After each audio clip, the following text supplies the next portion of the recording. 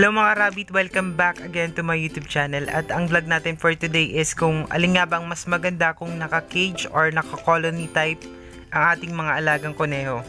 And suggested to ni Karabbit Ian Albert. Out sa you, sir. And bago tayo magsimula, huwag kakalimutang i-like tong video na to. At kung bago ka sa channel ko, ay huwag din kakalimutang mag-subscribe at pindutin ang bell icon para maging updated ka palagi pag may bago akong post na video dito. Kung gusto mo subukan ang pag-aalaga ng rabbit para sa kanilang karne, balahibo or pang pet lang, ay kailangan natin siguraduhin ang kanilang kaligtasan bilang owner. Lalong-lalo na kung pang meat or pang pet ang aalagaan natin, mahalagang mabigyan natin sila ng ligtas na lugar kung saan sila manganganak at malayo sa mga predator katulad ng aso or pusa. Kaya naman tara na at ating talakayin ang advantages at disadvantages ng naka-colony at naka-cage na kuneho. Rabbit colonies. Ito ay madaming advantages. Isa na dito ang malawak na matatakbuhan. Malaya silang nakakagalaw at nakakasalamuha pa sila sa kapwa nila kuneho katulad ng nasa wild lang sila.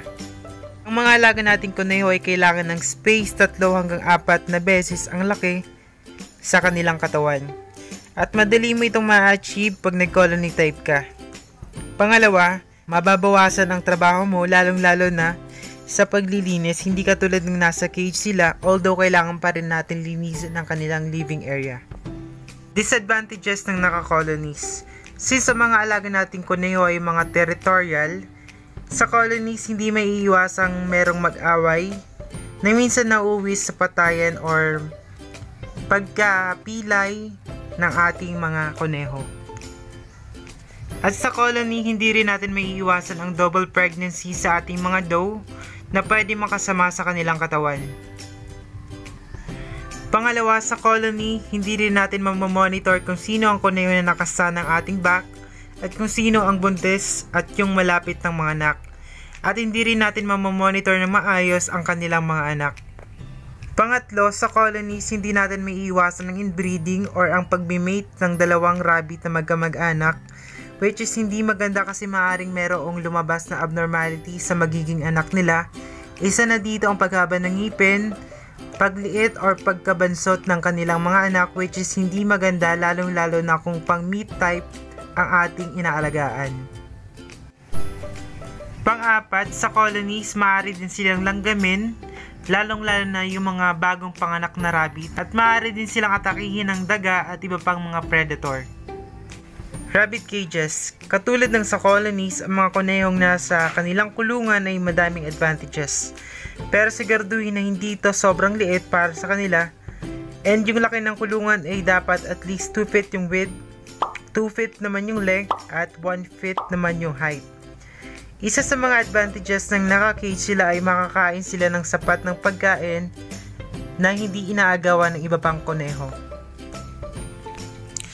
Pangalawa, mamamonitor natin kung sino ang kailangan pakastahan, sino ang buntis at sino ang malapit ng mga anak sa kanila.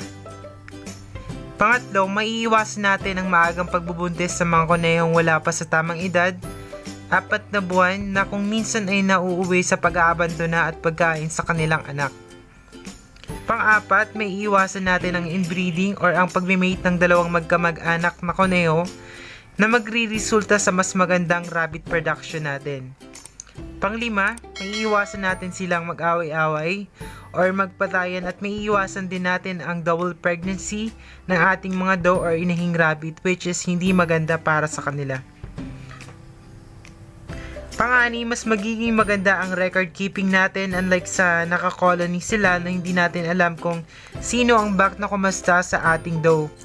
At makakapaganda pa tayo para sa kanilang panganganak. Since naka-cage ang ating mga kuneho ay mas magiging socialize or mas makikilala nila tayo at mas mamamonitor din natin ang kanilang mga kids kung nagpapadede ba or hindi. At higit sa lahat, hindi sila mai-stress, hindi katulad ng sama-sama sila na naghahabulan, nagkakagatan. At may iwasan din natin makagat ng daga ang ating mga kuneho, especially yung mga bagong panganak na rabbit. And make sure lang dapat na yung cage ng ating mga kuneho is safe, hindi makakapasok yung mga daga or even yung mga pusa. And disadvantage naman ng nasa cage is lalong-lalo na pag nagtatai yung ating rabbit is talagang maglilinis tayo. Well, part na yun ng ating pagra-rabbit. Hindi siya katulad ng sa colonies na sobrang daming disadvantages. And ayan nga mga rabbit, tapos na tayo and sana meron kayo natutunan kahit paano ngayong araw na to. And shoutout na tayo, so ingat kayo palagi, happy keeping.